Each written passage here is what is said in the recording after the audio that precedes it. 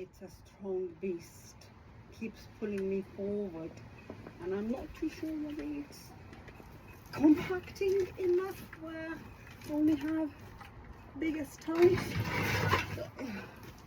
About 60 kg.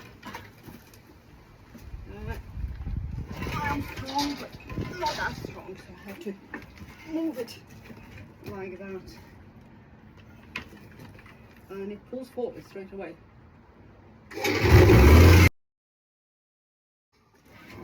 So the first job to compact hardcore, and then add about 50 millimeters of soft sand for sandblasting, then damp-proof membrane, then insulation. I opted out to buy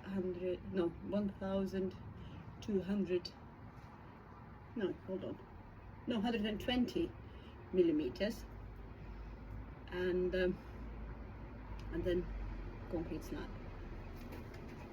So it's hard work, I didn't realize. Okay, I'll carry on.